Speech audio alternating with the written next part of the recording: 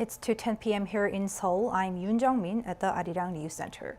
We are breaking into our regular programming for a live briefing from the South Korean health authorities on the coronavirus outbreak. We will be crossing over to the briefing with simultaneous interpretation in English.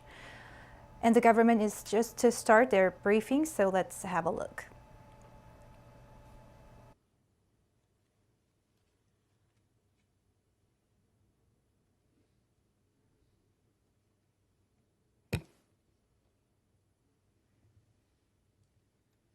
Let us now begin a regular briefing on the COVID-19 situation here in South Korea. As of January 9th, midnight, we have a total of 596 new local infections and 45 new imported cases. The total caseload now stands at 67,999. And we have 59,000 people who were tested with suspected symptoms. And at the makeshift testing sites, we also had 33,997 cases of tests conducted. And yesterday alone, we have 93,609 tests. And also today, we have a total of 641 total cases of the COVID-19 confirmed cases. And we have 409 patients with severe or critical conditions. We have 19 additional fatalities. I extend my deepest condolences to the deceased and the members of the bereaved families. Here are our major updates on our domestic infections by region according to the midnight today. And we also have a total of 421 in the metropolitan area. And we have 61 in Chungcheong area, 24 in Honam, and Gyeongbuk we have 32 cases, and we have 34 in Honam area and 5 each in Jeju and Gangwon as well. And on an average of the weekly average, we also have about 800 cases of domestic infections. And in relation to the correctional facility at Seoul Songpagu district, we have 3 additional cases, raising the total to a total of 1,180 cases so far. And as for other cluster infections, please refer to the press kit that we have given to you in advance. And next, we would like to provide you some updates on the mass testings on the virus vulnerable facilities, including nursing hospitals. And lately, we are conducting the massive, extensive testing around the virus vulnerable facilities, including nursing hospitals, nursing homes, and mental health care centers. And starting from late last year, we are carrying out a weekly test as well. And also starting from this year, we are also intensifying our quarantine measures, and we have extended the subject of the testings, and we are carrying out the testings on a weekly basis. And we are also dispatching a response team to the site when we have a first confirmed case of the COVID-19 case reported, so that we can take more preemptive measures. And looking at these nursing hospitals and the preemptive testings so far, we have carried out the testings for more than 10,000 facilities. And as for the people who were tested, we have tested about 82.4% of the people who were subject to the tests, and 66 of them were tested positive. And as for the private individual institutions, we have about 82% nursing hospitals and about 80% of the nursing homes. And also, we have carried out about 93% and 100 and over 100% for the mental health facilities. So there are some discrepancies here, as we can see. And in order to prevent the COVID-19 outbreak, it is very important for us to identify these patients at an early pace. Therefore, we are also encouraging these individual facilities to carry out preemptive testings, and and we are also asking for the support by the local municipalities. And next, in the metropolitan area, we have the test centers, and here are some updates of our tests conducted so far. Right now, in the metropolitan area, we have a total of 144 makeshift testing centers in the area. And up until now, we have carried out nearly 930,000 tests so far, and we have identified 2,776 tests who have tested positive.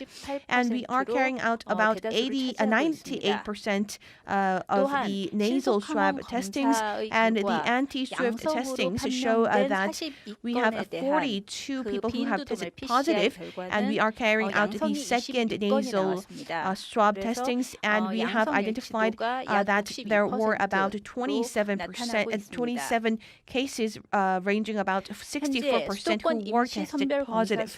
And in these makeshift testing centers, we also have been analyzing our performance so far, and we will provide some enhancement measures going forward. And so we ask for the residents, if you have any suspected symptoms or if you see the need that you need to get tested, please visit these testing centers around the area so that you can get tested as soon as possible. And if you have any suspected symptoms, or if you are getting tested because you have some epidemiological links with the previous cases, please visit the screening centers. And however, if you do not have any symptoms but you would like to get tested to make sure that you don't have the virus, please visit the makeshift testing centers for efficiency.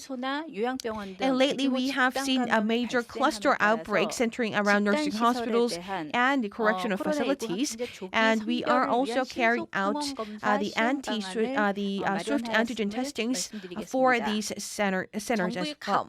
And by each government ministry, we are identifying those centers and facilities which are prone to high vulnerable infections and also which needs to get tested on a regular basis, and we will be carrying out these tests on a regular basis. And considering the nature of these cluster and group environment, we will be taking the testings for these people who are housed inside these facilities, including these people, the users, as well as the staff members and the visitors as well.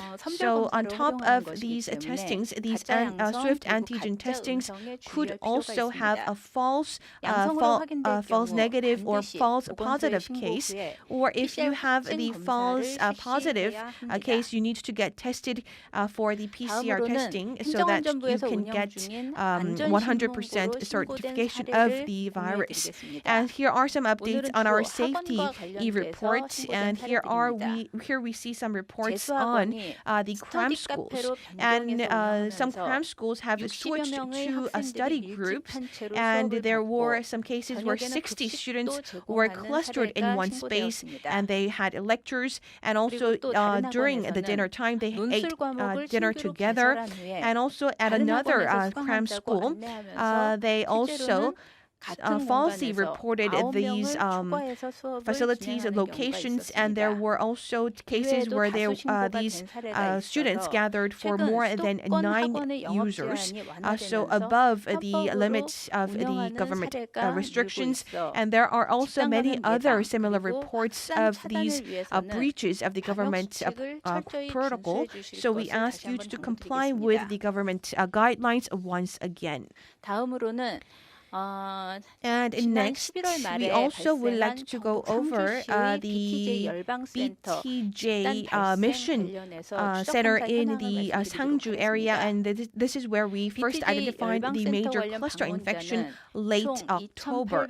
And we have identified over 2,000 users and visitors who went to this mission center. However, only about 800 of them were tested, and among those who have been tested, tested, we have about 100 or so people who have tested positive. And we also have seen that they transmitted the virus to over 300 people in each of their local communities and religious centers. So we are also continuing to trace down these contacts, and we are carrying out further testings as well. And after late November, if you have went to the BTJ Mission Center in Sangju, we ask you to get tested as soon as possible by visiting a nearby screening clinic. Today, the total number of confirmed cases we are seeing today stands at 641, and thus we are seeing a slow downturn in the cases. And also, during the past week, the week average cases are standing at about 782, which is down by about 200 from the previous week. And we believe that we are seeing the results of the public's participation in the quarantine measures and social distancing measures. Nevertheless, centering around religious centers, we are still seeing continued cluster infections, as well as cluster infections stemming from virus vulnerable facilities, including nursing hospitals. And we also have the influx of a new variant from overseas, which are posing at threats and risks of COVID-19 outbreak. And during the past, we have learned that COVID-19 outbreak is also being prolonged, and the size of each outbreak is also getting enlarged. And also, we are seeing a high increase of the period between these major outbreaks, and we need to also have and facilitate and promote a smooth transition to the inoculation of the COVID-19 vaccines, which is expected for next month. And while we are seeing a decline in the number of cases, we need to continue to comply with the social distancing measures. And the government will also conduct our testing, tracing, and treatment so that we can contain the outbreak as soon as possible. We are exerting our full efforts to this end. And at the makeshift testing centers, we have also conducted over 930,000 tests at these centers. And as a result, we have identified more than 2,700 positive cases in the metropolitan area. And also in the non-metropolitan area as well, we have conducted 66,000 tests so far, and we have identified 148 positive cases there. And as for virus vulnerable facilities, including nursing hospitals, please note that if one is tested positive, it could proceed into a major large cluster infections, and also they have higher risks of people developing into critical conditions. Therefore, it is very important for us to protect the lives of the senior patients who are housed at these vulnerable centers. And therefore, at these cluster groups, we are also carrying out preemptive testing so that we can take a preemptive measure in tracing down the patients. And also, we are also exerting our full efforts in order to swiftly put an end to our third major outbreak and enable our public to return to a sense of normality. And please note the dedications put forth by the many medical experts, as well as volunteers and the epidemiological investigation, who are working to trace down the patients. And together with the public's participation, along with the dedication put forth by these medical professionals, we were able to contain the virus to a large extent, and we continue to ask for your participation going forward. So please cancel all of your social gatherings or social events, and please refrain from going to an environment where you cannot wear face masks. Moreover, if you have suspected symptoms, please get tested as soon as possible. We highlight this once again. Thank you very much. That wraps up our coverage of the briefing this afternoon. Thank you for staying with us. We will be back with our regular newscast at 6 p.m. Korea time. Goodbye.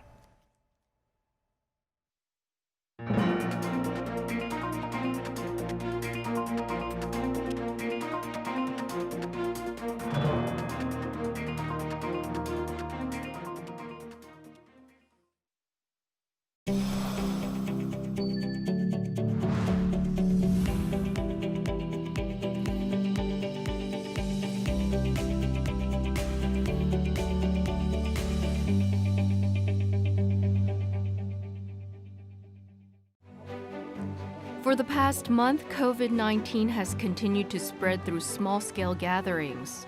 The Ministry of Health and Welfare has decided to extend the special measures for the end of the year, along with the level 2.5 social distancing for an additional 2 weeks until January 17th. The ban on private gatherings of 5 people or